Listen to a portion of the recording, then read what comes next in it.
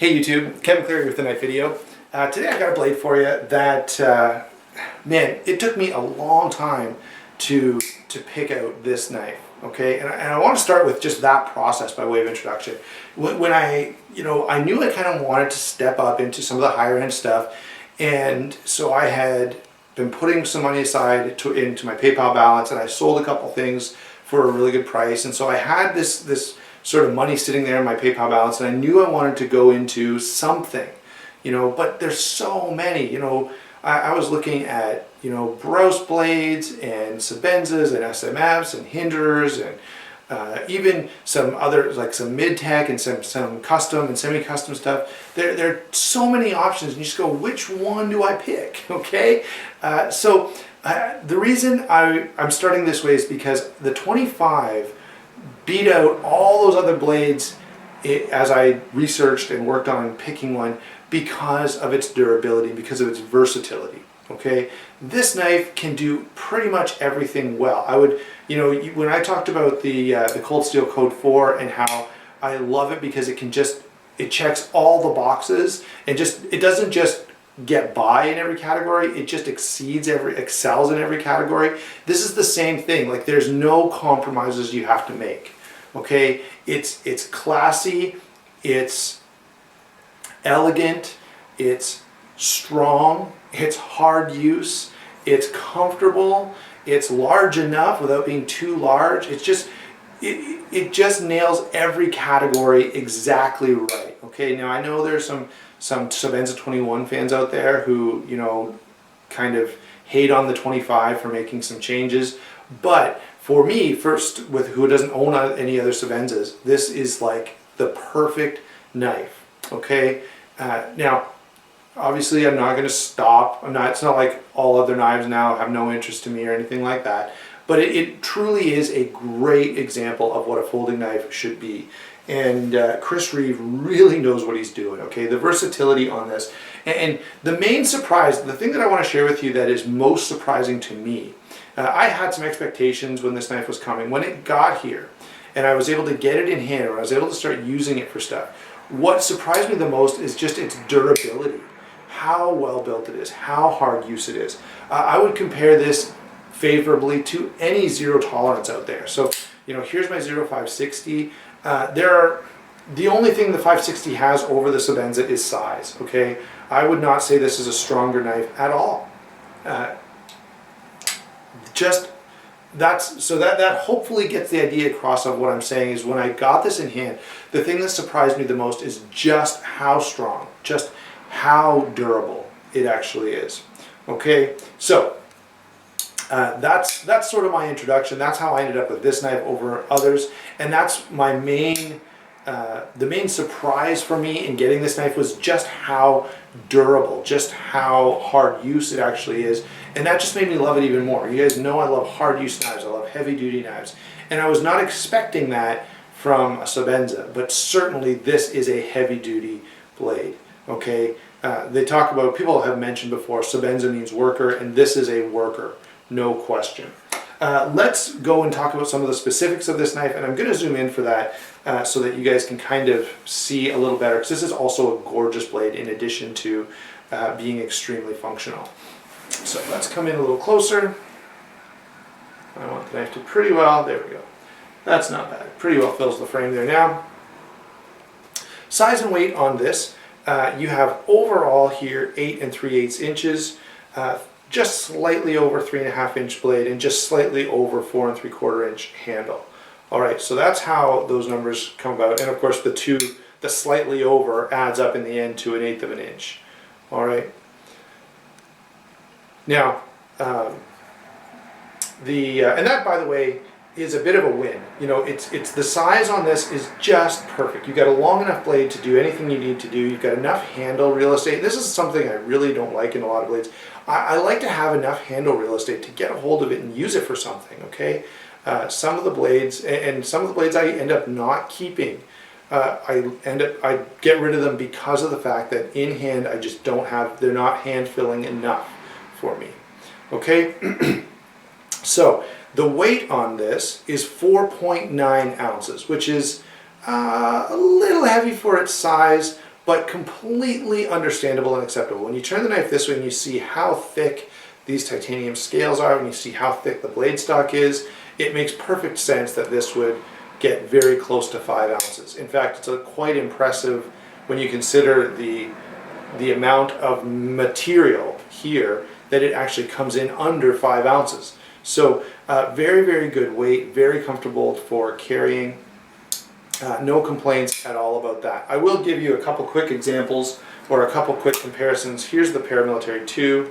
Paramilitary 2 is 8 1/4 inches, and with the Sebenza being 8 3/8, you can see they're very, very close in size. So if you have a pair of 2, they're going to be comparable. There's much, much more cutting edge on the Sebenza though. And so in that way, I feel like that's one of the ways that I think it's a little superior to the pair of 2. Obviously, they're not very comparable because they're in totally sort of different categories in terms of, one's a titanium frame lock, their price points are different, everything's quite different.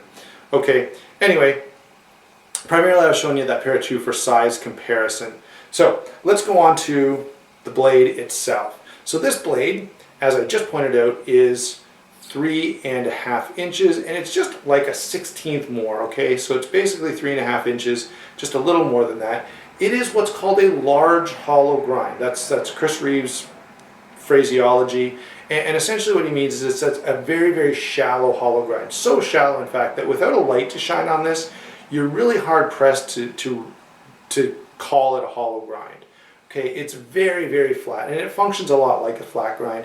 The nice thing about this grind, and the reason Chris Reeves says he went with this grind, is because it gives a lot of added strength while still achieving very good edge geometry, and that has been my experience. Okay, this is a this blade is a great cutter, great slicer, while still having the strength and durability to stab well.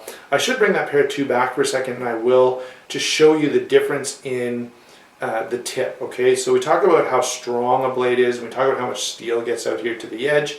Notice the difference between these two blades. Okay, there's much more steel toward the end of the blade in the Sebenza than there is in the pair of 2. By the way, both of these happen to be S35 VN, so that's why I brought this pair as opposed to some other one. But you can see the extra steel that you're getting in the Sebenza, okay? The other cool thing about this blade is that it's got a rounded back spine, and that allows you to really choke up and get some fine work done and be very comfortable doing so. You can work away with this for a long time without getting a lot of discomfort on your thumb pad there because of this nicely rounded back of the knife, all right? Let's see, what else needs to be pointed out about the blade? Of course, you would expect from Sebenza that the plunge grind is very, very good. And the other thing that I need to point out is, again, the versatility. The way the belly here is, sort of swept back, it means you have a nice penetrating point while you're not sacrificing much by way of belly, and you even still get a little bit of straight, plain edge here for any kind of whittling task, any kind of, maybe firewood prep or something like that. So again, very, very versatile blade, extremely well done, and there's really nothing that I can point out about this blade that is a weak point. And that's one of the things that is different about a knife of this category. I have lots of knives that I love, but most of them I would say there's 1 or 2 little things, right, that could be tweaked. Here, all the tweaks have been tweaked, right? Everything is just done exceedingly well. And so let's go ahead and talk about lockup. Maybe I will mention this jimping is extremely strong. I'll talk about that more when we get to the handle, but the jimping is very grippy as well, since it is kind of part of the blade.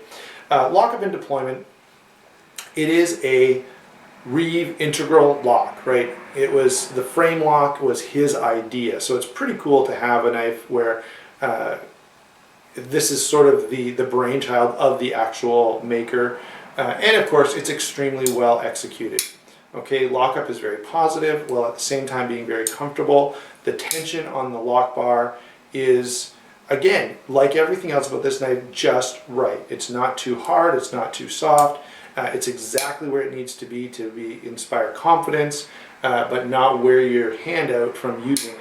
Okay, and of course this is a knife that even though you can't flick it, and this is one of the things that needs to be mentioned in terms of deployment.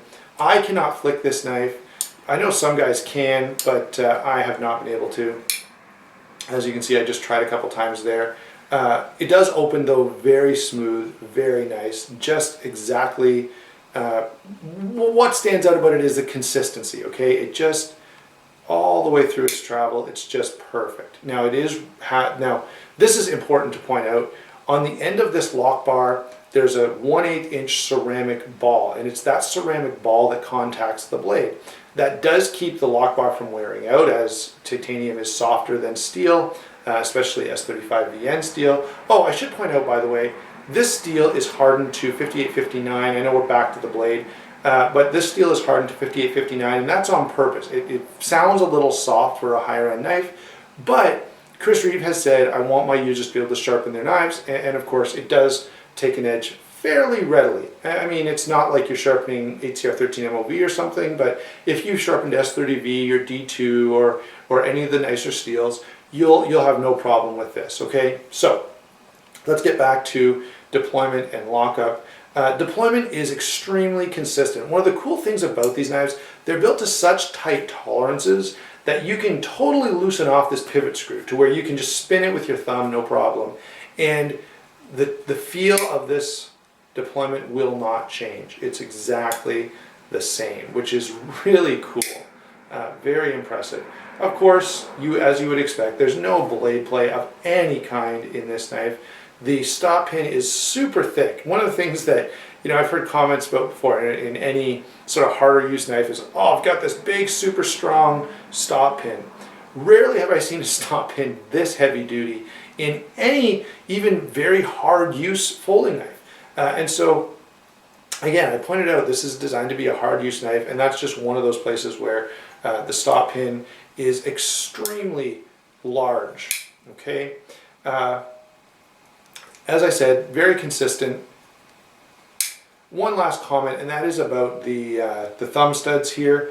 They work, and they're fine, but maybe they're not the most comfortable thumb studs that I have. Now, as you get used to them, it's sort of one of those things that as you get used to it, you sort of start to go, oh, it's not as bad as I thought. Okay, and I guess part of that is just wearing in and getting yourself conditioned to the knife. But I don't know that I would want to see these thumb studs changed necessarily. Some guys have really complained about them, but overall I don't find it to be a real problem. Maybe it could be a little squarer at the top instead of the more pyramid shape. And I know Nothing Fancy talks about pyramid issues. These are definitely a pyramid shaped thumb stud. I don't really find it to be that much of a problem for me. Now, let's move on to the handle. I've talked about deployment, talked about lockup. By the way, the bushings in here are bronze phosphor bushings, but they're actually milled out with holes in them that are specifically designed to hold lubricant. It works really well, and it's actually pretty cool the way that they've done that. Now, let's get into the handle. The handle is one of the things that really impresses about this knife. You get it in hand, and the first time I grabbed it and just went like this, I could not believe the retention. Okay, there's no texturing of any kind. It's just blasted titanium. And so you'd go, what keeps this in my hand? Why doesn't it want to fall out? Well, one, the texture of the titanium itself is actually quite grippy, more than I think is generally communicated in videos. But the 25, with its double choil here and slightly exaggerated thumb ramp, it just locks you in. There's no way your hand is riding up onto this blade. It is extremely, extremely strong, okay? And so that was one of the things that really, really stands out as very impressive. It is, of course, all Allen key construction, and Chris Reeve has no problem with you taking this knife apart and putting it back together. In fact, it's one of the design features of this knife is that it can be easily taken apart and reassembled by the end user. And that is just a real win. It's so easy to take down, and when you put it back together, again, it's super simple. And the tolerances are so tight that when you put it back together, you're not gonna, I've had knives where I've taken it apart to do something, put it back together, and the centering never comes back to be as good as it was. Well, all you do is put this together, tighten everything down, and the centering is gonna be perfect every time. So very, very comfortable. I do prefer so the cutout in the titanium to make the lock bar a little easier to move is on the inside. I have a few knives, in fact a lot of knives have this cutout on the outside. I definitely prefer it this way, even though, you know, we could discuss what it does to the strength of the lock. I don't have a real problem with it, and it is more comfortable in hand. The pocket clip is nothing really special. It's just there and it does its job. It does do its job very well. And you could do a lanyard on this knife. It comes with the lanyard string. I'm just not a lanyard guy. And of course it would go around this last standoff. And there is room, I'll try to show you, you should be able to see through there now, that there's room for 550 cord around here without the blade cutting it, okay? So, pretty good overall. So, I think that generally covers everything that I really wanted to talk about. What I'm surprised with is just the comfort and the durability of this knife. It looks sort of like a gentleman's folder. One of the things gentleman's folders don't always do very well is comfort and durability. This is a gentleman's folder that retains in hand like a combat knife and has the durability and the overbuilt blade and frame and lockup that you'd expect in like a bushcraft knife. So it just, man, it's extremely well done in pretty well everything that you could want out of a folded knife. Let's back up here and we'll give some overall impressions. This knife, in terms of an overall take on the blade, yes, it's expensive, okay? Do you, for that price, get a knife that just does something magical more so than any other knife can do? You know, if you have to cut a banana, is this knife somehow going to do it $300 better than this knife? No, they're both going to cut bananas pretty well. What you're getting with the Chris Reeve is a level of fit and finish that is unheard of, even in knives in the same category. You're getting a quality and precision in design, okay? And this is not fit and finish now. This is when you look at how the knife is put together and the thought process behind each individual aspect of the knife, the blade grind, the blade shape, the jimping, the finger choils, all of the things put together. When you get it in hand, you go, somebody really thought about how to put this knife together. They have not missed a single thing, okay? Someone really spent a lot of time and energy figuring out how to put this knife together so that it would perfectly serve the end user, okay? It's a tool. It needs to function in its role, and it does so exceptionally well. There's really no area, you know, I know some have complained, as I said, about the thumb stud. There you go. Like, I don't have a problem. My thumb is not hurting from that. My thumb is not wanting to slip off. Okay, that would be the only limitation that I could think of, and really it's fine. Okay, so that's my overall impression. What you're getting for those extra dollars is a level of quality, a level of thought process that is really unrivaled outside of other very high-end knives like this. You know, there are a few blades that are really good. You know, one of my favorites, of course, is the Para 2. Another favorite of mine is the Zero Tolerance 0560. Okay, both of these blades are really well thought out. They're very comfortable in hand. Neither one of them is perfect. Okay, this one nearly is. Okay, there's not too much that I would want to see different about this knife. Maybe a slightly deeper carry clip, I don't know, you know. So overall, if you want to move into that next category, that higher end category of folding knife, you will not be the slightest bit disappointed with a Sebenza 25. Now, I will say this, for my mileage, and if you watch these videos and find that your tastes are very much like mine, I'm going to recommend the 25 over the 21, and that's because I prefer harder use knives. I prefer heavier built knives.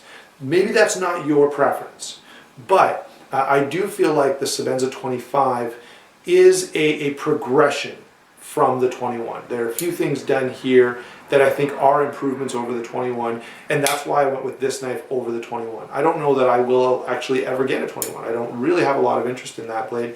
I may look at other sort of high-end folders.